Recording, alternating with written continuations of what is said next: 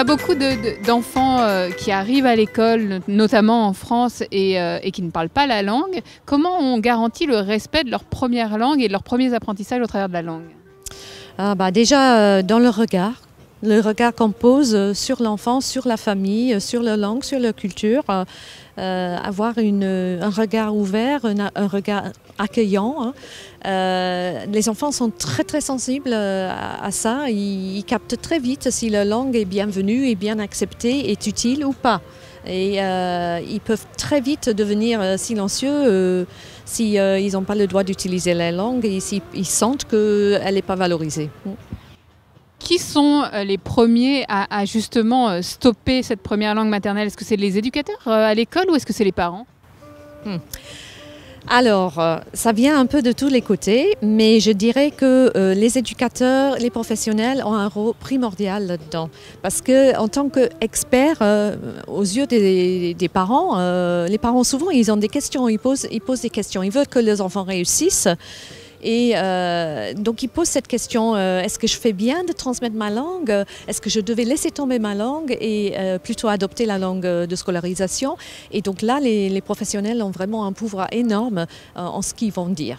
Et donc, s'ils prennent le chemin pour dire que c'est un frein, etc., alors à ce moment-là, le parent va questionner, il va essayer, il va écouter les paroles de l'expert, il va se censurer aussi.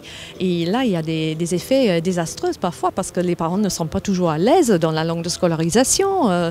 Et donc là, on a un langage très pauvre et un manque de pouvoir de l'autorité parentale aussi et une relation très pauvre entre parents et enfants.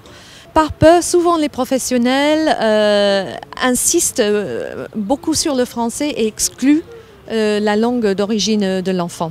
Et là, ils sont en train de priver l'enfant d'un outil cognitif très très important, très puissant. Ils ne se rendent pas compte, ils pensent bien faire.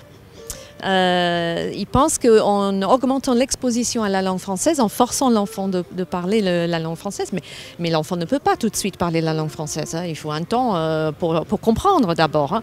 Donc là, on fait fausse route.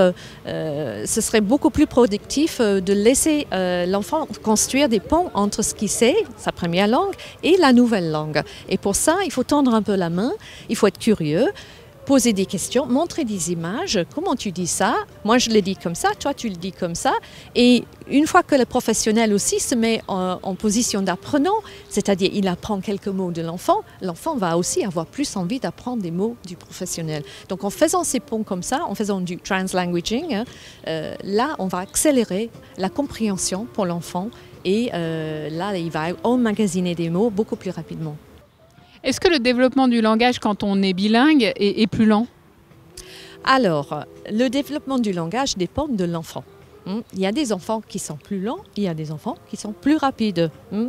C'est sûr qu'il faut du temps pour entendre, pour emmagasiner, mais ça dépend des enfants. Je peux pas, les recherches nous permettent pas de dire que c'est plus lent avec eux, ça dépend des enfants.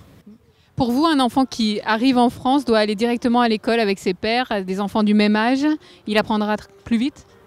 Alors, les enfants apprennent énormément de choses ensemble, en dehors du professionnel. Quand le professionnel n'est pas là, c'est souvent là où les enfants communiquent ensemble. Il y a beaucoup de choses qui se font. Il n'y a pas assez de recherche sur ça. On est très focalisé sur les gestes professionnels, sur ce que le professionnel fait, mais on ne s'intéresse pas assez aux interactions élève-élève ou enfant-enfant. Quelles recommandations vous faites du coup aux parents qui arrivent en France et qui doivent scolariser leurs enfants? On continue à parler la langue à la maison? Est-ce qu'il y a des moments où on doit parler cette langue et d'autres où on ne doit pas parler cette langue? Alors, le choix de la langue, c'est quelque chose de très personnel et on n'a pas à dicter aux parents quelle langue ils veulent parler à la maison. C'est à eux de choisir. Mais il faut qu'ils donnent un modèle riche à leurs enfants. Donc, je dirais, parlez la langue dans laquelle vous êtes le plus à l'aise, la langue dans laquelle vous pouvez donner le plus de langage à votre enfant. Parce qu'en fin de journée, c'est le langage qui nous intéresse. Peu importe la langue. Après, il y a des transferts qui s'opèrent.